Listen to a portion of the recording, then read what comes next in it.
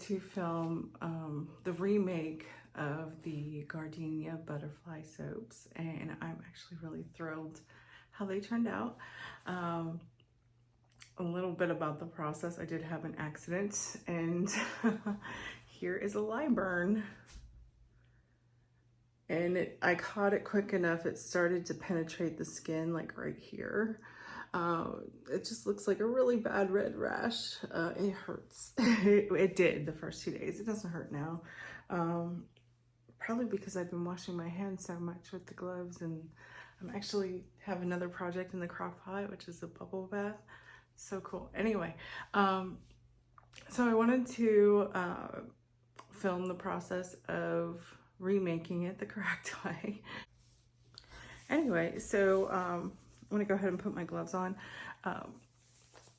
Yeah, that was an experience, and that's what happens. And I was trying to get a bunch done, and I rushed in to make a batch, and I forgot to change into long sleeves. You know, sometimes splashes happen. It happened when I put the lye in and started the mixer, the stick blender. You don't want to start the stick blender when it's at the top of your oils in your mix in your bowl, right? I did. It splashed on me, so that's what that is. That's why express safety is so important, and I didn't follow my own rule. But as you go through the process, I still continue to wear gloves just because it's soap for another person. But once it's fully emulsified and hardened into your mold, lye safety, you're not worried about breathing it in, touching it. It's not harmful once it's fully emulsified and hardened into your loaf. So just keep that in mind. But I do keep gloves on for the fact that it is being sold. Anyway, so let's go ahead and get. Okay, we're back at it. So we have our base oils. This is olive oil, sweet almond oil, castor oil, avocado oil. Then we have all of our hardened oils that I melted in the microwave. We're gonna add that to the base. Then we have our coconut milk. Forgot. I did mix the kaolin clay up in here. Just so that I'm going to change the order just so we can try to prevent fast movement. We're going to use our liquid oils, add our hardened oils, blend, then add in our coconut milk and kaolin clay, blend that, emulsify, add our lye, and then move our molds over here, get them prepped and ready to go. Last moment, add our fragrance, and we're gonna hand whisk because a floral fragrance is fast moving. So let's go ahead and get started. I am going to use that for the lye mixture. So right now we're just going to add in our hardened oils. So go ahead and blend them in. And we'll start blending. Just a light emulsion. Set that in there. Let's go ahead and do the coconut milk.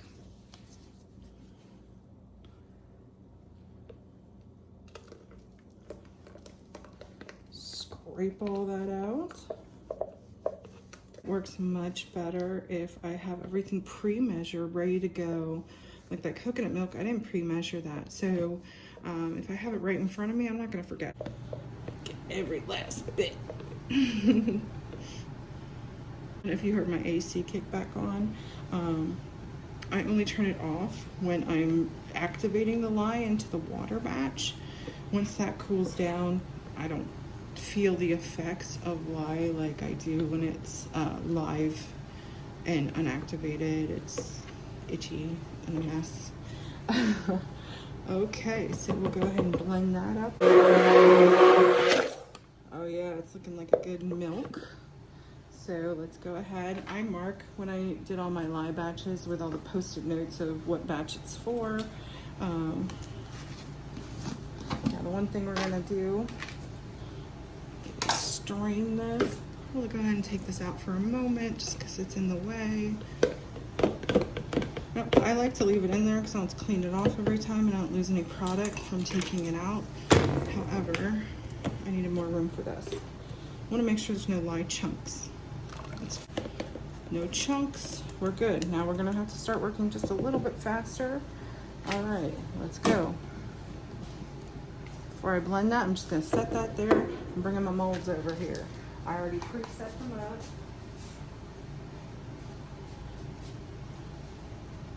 Here we are. What I did was spray them down with rubbing alcohol. And I'll spray the tops after I'm done pouring as well. So,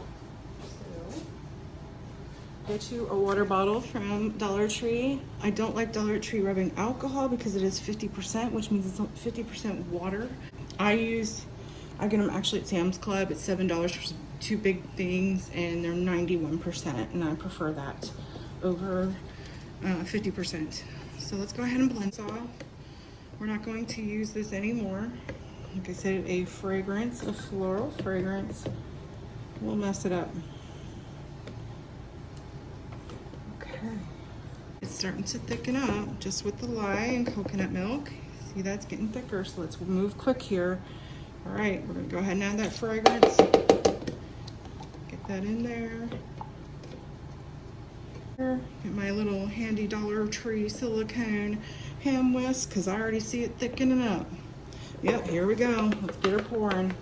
Let's get that mixed real quick. Get that arm muscle going and just mixy, okay? It's moving fast. That's what a floral fragrance and coconut milk does. But the last thing I want is a bunch of chunks in my soap, okay? I want a nice, smooth, well-oiled bar. It's thick. Okay, this is what floral fragrances do.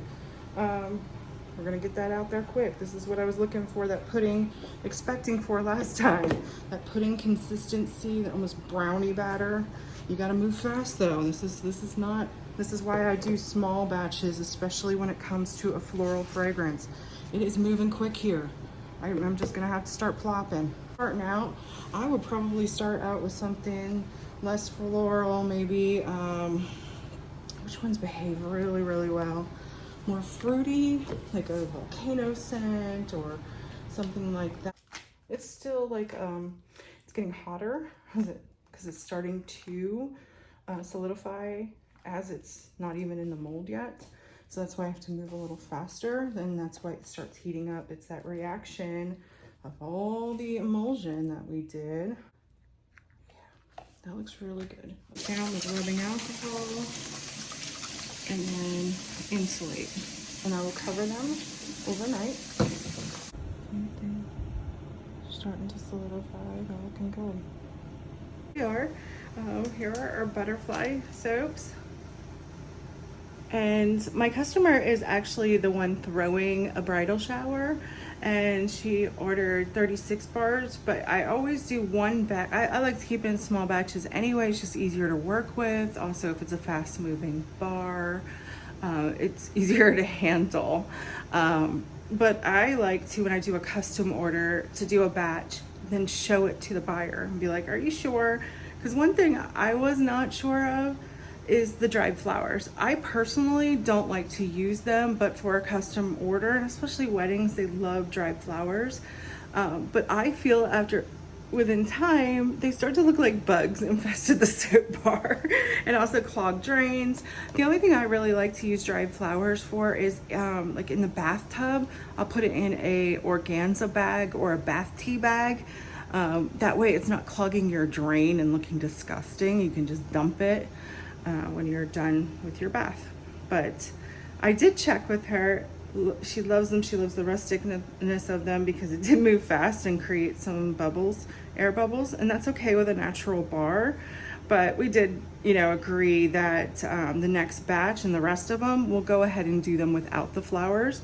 And her plan is to put them in a big basket wrapped up cute and, say take one. And that way the people can choose and she wants these, but she actually added a couple more without this, and more than her original order, because she would like variety. Go ahead and start cleaning these up. Now what I like to do, oh, just one thing.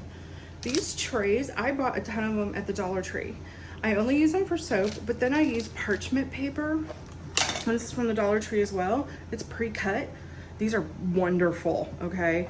Your soaps won't stick to them, keeps them hygienic, but also I'll write on here in a Sharpie the date that I go ahead and put these trays on the shelf for the 4-week hardening time to become the full usable bar.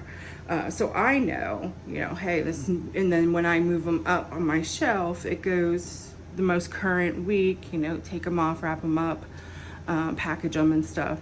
That's how I ran it before. So that's how I plan on doing it again. So we're gonna go ahead and clean these up. And what this is, I love this little gadget. I got it on Amazon. I'll link it below. It's called a soap beveler. I call it Mr. Cleanup. It's beautiful. So you run the box of the soap I did the first batch against it, and this little blade will clean up the back so you don't have the rough cuts like this. It's rough, especially with a fast moving bar, so I wanted to make sure I clean it up. Also along the edges, sometimes, especially within a silicone mold, you just need to clean that up. I like to just use, since I do wear gloves, the edge of my fingernail. It just gives me a more precise cleanup. But sometimes if it's a lot to move, I would do like a vegetable peeler. Dollar Tree has them too. So those are my fun gadgets. Also, Dollar Tree craft section, I think this is actually used for Cricut, for vinyl, but it makes nice cleanup if you have a spill on your counter, and it's real hard, so it's not gonna break on you, especially if it's something like, you know, wax or something like that. I personally, if I got wax on my little thing that I put down when I do candles, or on the counter, I would use this, let it harden just a little bit. It's easier to peel off. So just a tip. Anyway, let's get back to the butterflies. So this is what we do. Oh, and this one is so cute. It was like $15 on Amazon, and it's the best one I've had yet. It has a little drawer for the shavings, and I just dump them in my drawer, or in my bowl. Hello, can we talk? And there are so many things. Here, I'll talk about that in a moment. Let's start cleaning it. You put just a light pressure. I don't want to like break off any edges or anything like that. And just run it past. And you do it a few times and it just smooths that edge out. It's so nice. Anyway, the soap shavings, these little guys, I did use them. I do use them. Gosh, there's so many ways you can use them. I've seen a soaper ball this up and then into a ball and then press it like in a shampoo bath bomb press or a moon mold, and it's other bar of soap. Other soapers love to just cut this up, throw it into another batch, and it becomes confetti soap. And it actually looks cool, especially for like a birthday themed soap. You know, confetti looks really nice. I also like to melt it down and make body wash. So there's a lot of ways. I would never throw this out. It's usable, and these are expensive oils. Shoot, olive oil has doubled over the last 2 years. It used to be I could go to Sam's Club and get olive oil for about $12, $13 a 3 liter. Now it's $27. That's kind of crazy.